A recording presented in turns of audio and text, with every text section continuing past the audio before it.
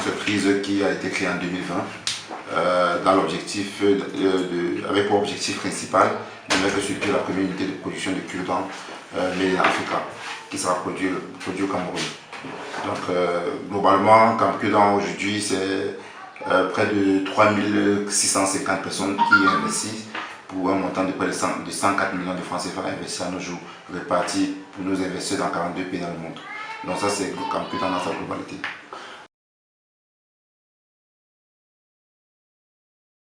En tout cas, je voudrais d'abord rappeler que ce n'est pas l'année prochaine que nous allons débuter la production effective. C'est à la fin de cette année. Donc à la fin de l'année 2022, nous comptons mettre sur pied la première production sur le marché.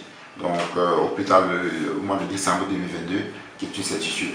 Donc maintenant, on dit que ça coince, rien ne coince sur le marché parce que lorsque nous avons lancé notre projet en 2020, nous avons un cahier de charge bien défini qui était étendu sur 2 ans. Et nous sommes passés par le cross-funding. Aujourd'hui, nous sommes à quelques mois de la fin de notre levée de fonds qui est prévu pour le 15 septembre 2022. Et après ce 15 septembre 2022, nous allons passer à la phase effective de production de cure-dents. Mais je voulais rappeler que nous sommes déjà sur le terrain parce que l'usine comme celle que nous sommes en train de mettre sur pied nécessitait d'abord au préalable certaines autorisations administratives. C'est que nous avons pu boucler jusqu'aujourd'hui.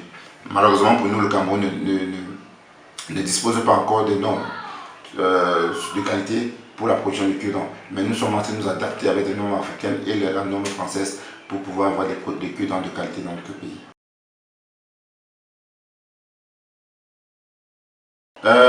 Pour le moment, en Afrique centrale, il n'existe pas d'usine de production de cure-dents. Tous les cure-dents que nous consommons au Cameroun sont 100% importés de la Chine vers le Cameroun. Alors nous sommes là pour réduire, pas pour arrêter, mais pour réduire ce flux d'importation. Nous allons mettre sur pied notre usine d'une capacité de 28 000 boîtes de cure-dents tous les jours. Donc près de 2 800 000 bâtons de cure-dents tous les jours. Et pour cela, nous avons mis à notre disposition, nous avons mis un champ de bambou de Chine que nous sommes en train de finaliser, que j'inviterai bien sûr la presse avec plaisir d'ici 1 mois pour aller visiter ce grand champ de bambou de Chine, du jamais vu au Cameroun, parce que ce sont des bambous bien sélectionnés que nous avons mis sur pied pour pouvoir alimenter notre chaîne de production. Parce que rassurez-vous qu'une entreprise ou une usine est pérenne lorsque sa matière première contrôlée et renouvelable. Voilà pourquoi nous avons opté d'abord pour la mise sur pied de contrôler notre première matière première qui est le bambou de Chine.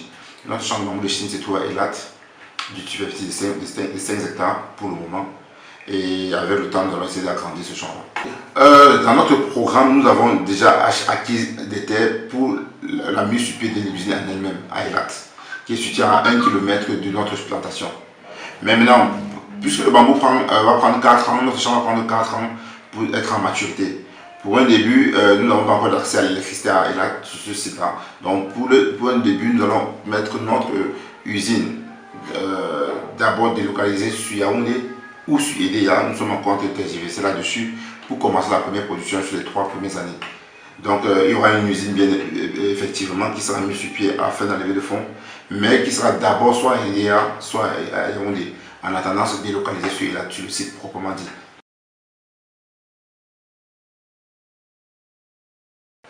Nous avons nos techniques de marketing qui vont nous permettre de redistribuer nos produits. Nous allons travailler avec des grossistes qui vont à leur tour acheminer vers des vendeurs classiques et qui arriveront directement dans les ménages. La chaîne de production, il est simple, tout simplement. Si je veux parler de son schéma synoptique de production. Nous avons du bambou qui est au champ, que nous allons découper, amener en usine, passer à la transformation, après au nettoyage, parce que c'est quelque chose qui passe dans la bouche, il faut respecter les conditions hygiéniques, et après l'emballage, et après le mettre sur le circuit.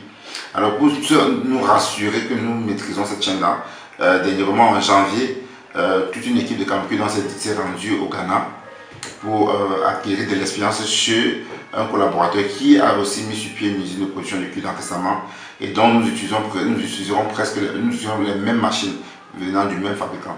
Nous sommes allés nous former sur la chaîne de production et c'est ce qu'on va appliquer ici. La première chose, c'est le prix. C'est le prix parce que lorsque nous allons produire en tant qu'entité, nous sommes capables de contrôler le prix et pourquoi pas de voir le prix à la baisse. La deuxième chose, c'est sur la qualité du cure-dent. Régulièrement, vous qui consommez le cul-dent, vous avez remarqué qu'il y a deux types de cul-dent. Il y a le cul-dent qui se casse vite et d'autres qui ne se cassent pas. Ceux qui se cassent vite sont faits à base du bois, des déchets de bois. Et les vrais cul-dents sont faits à base de bambous de Chine qui généralement sont vendus dans l'Union européenne et aux États-Unis. Donc nous, ici, on va apporter du vrai cul-dent au Cameroun qui consomme aussi du cul-dent vendu dans l'Union européenne. Donc nous devons vendre du cul-dent vraiment solide et à bas prix. Nous ne saurons vous dire, mais pour le moment, nous avons, d'après notre business plan, on a prévu vendre une boîte de cul-dent à 50 francs. Mais nous ne saurons rester figés sur ce prix-là. Nous voulons d'abord finir notre projet parce que tous les jours que nous avançons, nous avons des nouveaux challenges, des nouveaux défis et des imprévus. Mais ce qui est sûr, nous serons compétitifs en termes de coût et de qualité.